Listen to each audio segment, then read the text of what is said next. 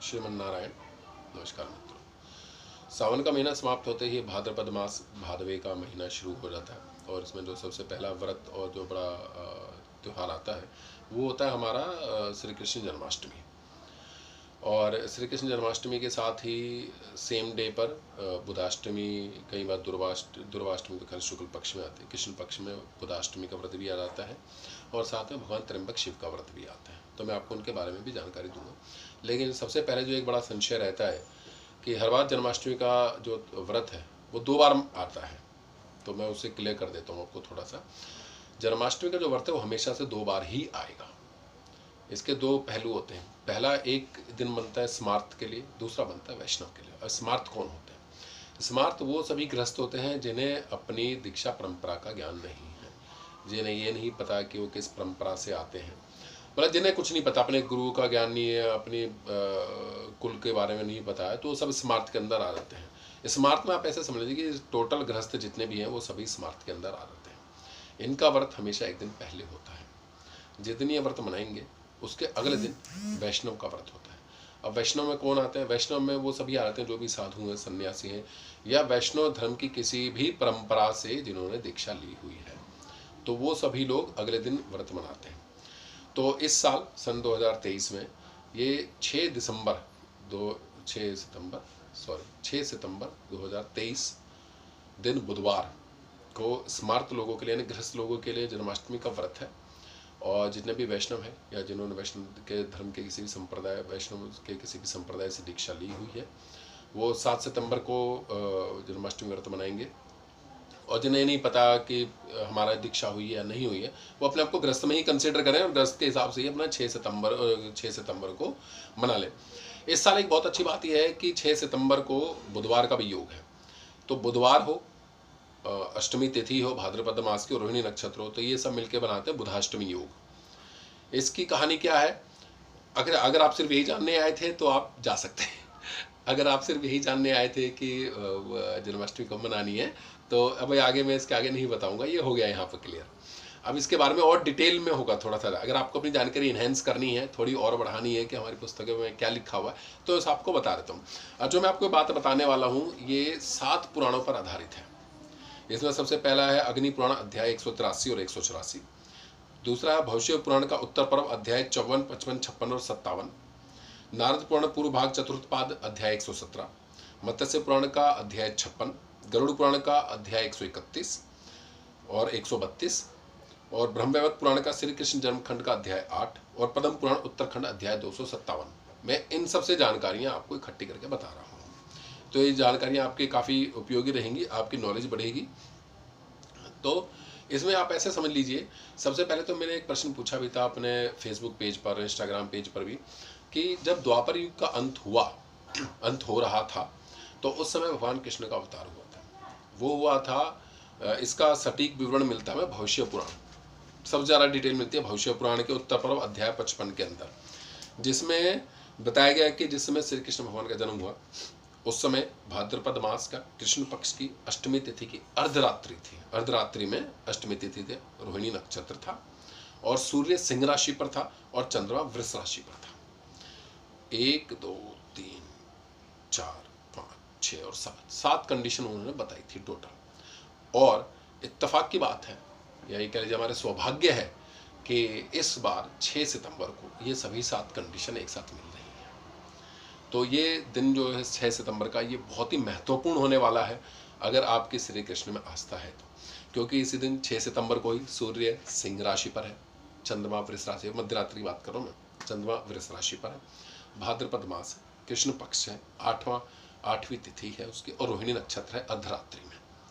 तो ये बहुत, मतलब आप ये समझ लीजिए कि बिल्कुल एग्जैक्ट मैच हो रहा है भविष्य पुराण उत्तर पर्व अध्याय 55 में जो कंडीशन दी गई है। तो आप बेखटके मनाइए इसका त्यौहार। अच्छा, एक चीज और मैं बता दूं, इसमें श्री कृष्ण जन्माष्टमी का व्रत करना और श्री कृष्ण जन्मोत्सव मनाना दोनों अलग अलग चीजें हैं। इन दोनों को प्लीज आप मिक्स मत कीजिएगा। व्रत के लिए शास्त्रीय में जो भी शास्त्रों में जो नियम दिए गए हैं वो आपको फॉलो करने होते हैं, लेकिन अगर आपको उसे सेलिब्रेट करना है, उसका उत्सव मनाना है, उसके लिए कोई नियम नहीं है, वो सिर्फ भाव, विशुद्ध भाव का खेल है वो। अगर आपका भाव है तो आप आज ही जन्माष्टमी का क्या बोलते हैं सेलिब्रेशन कर सकते हैं, जरूरी नहीं है आपको 6 सितंबर तक या 7 सितंबर तक रुकने की, ये सिर्फ भाव के ऊपर है जन्माष्टमी मनाना। लेकिन मैं बात कर रहा हूँ व्रत के बारे में, तो हम सिर्फ व्रत पर ही, मैं जो भी अब आगे बात करूंगा सिर्फ व्रत से संबंधित होगी, इस बात को ध्यान में रखिएगा अपने। अब जितने भी ग्रस्त हैं वो सब 6 सितंबर को मनाएंगे, और जितने भी वैष्णव जन हैं, वैष्णव जन जिन्होंने वैष्णव धर्म के से किसी भी वैष्णव के किसी भी संप्रदाय से दीक्षा ली हुई है, जितने भी साधु सन्यासी लोग हैं, वो सब 7 सितंबर को मनाएंगे। इसलिए आपने देखा होगा कि जब भी मथुरा और वृंदावन की बात आती है तो हमेशा अगले दिन मनाते हैं, जिसका प्रभाव जिसे देखा देखी दिल्ली में और बाकी सब जगहों पर भी यही करते हैं कि भाई वृंदावन में इस दिन मना रहे हैं या मथुरा में मना रहे हैं तो हम भी उसी दिन मनाएंगे। लेकिन वो इसलिए मनाते हैं कि वो तो पूरा क्षेत्र ही वैष्णव संप्रदाय का है, तो वो इसलिए हमेशा एक दिन आगे मनाते हैं, अगले दिन मनाते हैं अपना जो भी श्री कृष्ण जन्माष्टमी है। अच्छा, अब ये जैसे मैंने बताया कि आपको 7 चिन्ह मिल रहे हैं, इसके अलावा मैंने एक बुधाष्टमी व्रत का भी इसमें अभी उल्लेख किया। तो बुधाष्टमी क्या है ये आपको बता रहा हूँ। जब द्वापर युग चल रहा था अपने अंत समय में, तब श्री कृष्ण का अवतार हुआ भाद्रपद मास की अष्टमी तिथि को। लेकिन जब कृष्ण जी का जन्म नहीं हुआ था, उससे पहले ये कौन सा व्रत मनाया जाता था, कौन सा त्यौहार मनाया जाता था, तो उसके बारे में आपको जानकारी दे रहा हूँ। उससे पहले 2 त्यौहार मनाए जाते थे सेम तिथि। जो त्रयोदशी तिथि है वो भगवान शिव के लिए निर्धारित की गई है। जितनी हमारी 16 तिथियां हैं वो सब के सब किसी न किसी भगवान को समर्पित है। तो जो अष्टमी तिथि है और जो त्रयोदशी तिथि है वो भगवान शिव को समर्पित है।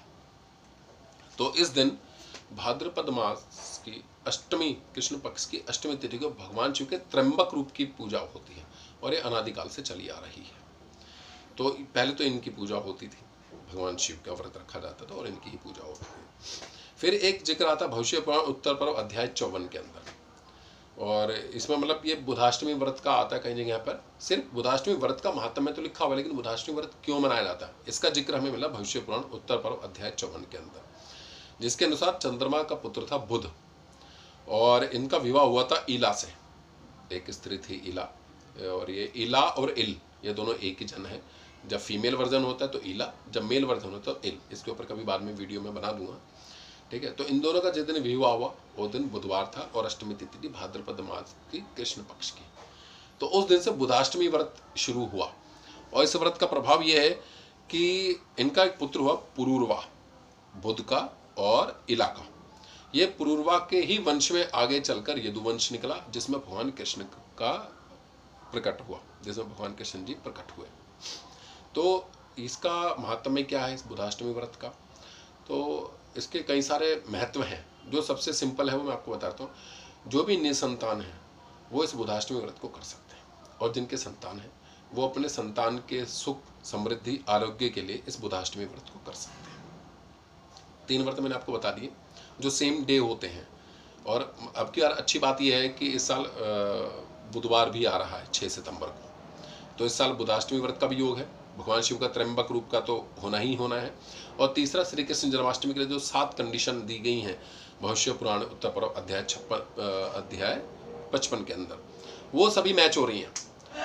तो अगर आपको शास्त्रानुकूल जो किताबों में लिखा हुआ उसके हिसाब से अगर मनानी है, और अगर आप गृहस्थ हैं तो आप 6 सितंबर को मनाइएगा इस व्रत को।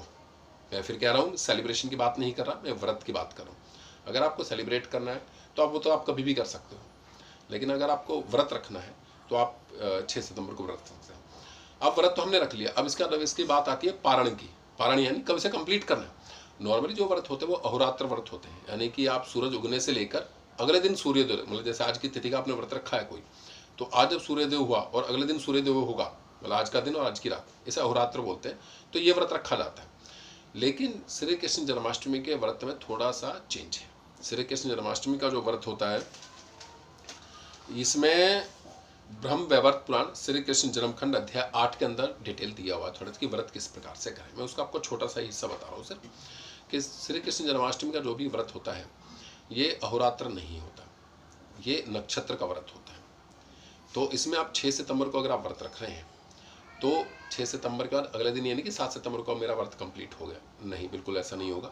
इसमें जब तक रोहिणी नक्षत्र रहेगा तब तक व्रत चालू रहेगा, और रोहिणी नक्षत्र 7 सितंबर को 10:30 बजे के बाद समाप्त हो रहा है। तो अगर आप गृहस्थ हैं और शास्त्र के अनुसार व्रत रखना चाहते हैं तो आप 6 सितंबर को व्रत रखिएगा और इसका पारण 7 सितंबर को 10:30 बजे के बाद कीजिए, जब रोहिणी नक्षत्र समाप्त हो जाएगा। तो ये थी टोटल जानकारी। अच्छा, इसके अलावा एक दुर्वाष्टमी व्रत भी होता है, लेकिन वो होता है भाद्रपद मास में ही होता है, लेकिन वो शुक्ल पक्ष की अष्टमी को होता है। तो भाद्रपद मास की शुक्ल पक्ष की अष्टमी को दुर्वाष्टमी व्रत रखा जाता है। जो दुर्वा जैसे आप घास देखते हैं, ये उसके बारे में है। इसका मैं आपको थोड़ा सा जानकारी दे देता हूँ। इसकी जानकारी हमें मिलती है हरिओम भविष्य पुराण उत्तर पर्व अध्याय 56 के अंदर। समुद्र मंथन चल रहा था तब भगवान शिव को भगवान विष्णु को बुलाया गया कि जब वो मंत्रांचल पर्वत नीचे जाने लगा तो थोड़ी देर के लिए भगवान विष्णु ने अपनी जंघा पर उसे रखा था। जब तक कूर्म अवतार लिया उससे पहले तो थोड़ी देर के लिए अपनी जंघा पर रखा था। तो उस समय मंत्रांचल पर्वत की रगड़ से उनके कुछ केश टूटकर समुद्र में बह गए, बाल जो होते हैं पैरों के, जंघा के बाल, और वो बहते बहते समुद्र के किनारे पहुंचे और वहाँ से दुर्वा का उत्पन्न हुआ उन बाल से। उसका जब समुद्र मंथन हुआ और वहाँ से धन्वंतरी भगवान कलश लेकर निकले अमृत का, तो वो कलश उस दुर्वा के ऊपर रखा गया। और जब समुद्र मंथन कंप्लीट हो गया, अब आया कि जी अब कलश जो है इसे मिल बांट लिया जाए इसमें से अमृत। तो उसे उठाने से पहले उस दुर्वा की पूजा की गई देवताओं के द्वारा। तो वो अष्टमी का दिन था, भाद्रपद मास और शुक्ल पक्ष थी। तो उस दिन को देवताओं ने बोला कि आज से ये दुर्वाष्टमी व्रत के नाम से चालू हो जाएगा और जो भी इसे व्रत रखेगा उसे आरोग्य की प्राप्ति होगी। तो हर व्रत का अपना एक अलग महत्व है। इसके बारे में और अगर आपको ज़्यादा जानकारी चाहिए तो आप कमेंट में बता दीजिएगा, मैं इस पर एक कंप्लीट डिटेल वीडियो बना दूंगा। तो फिलहाल ये है, आप अच्छे से एंजॉय कीजिए। बहुत अच्छे संयोग मिले हैं अब की बार 6 सितंबर को, और बाकी वही है वही जो राम रचि राखा। धन्यवाद।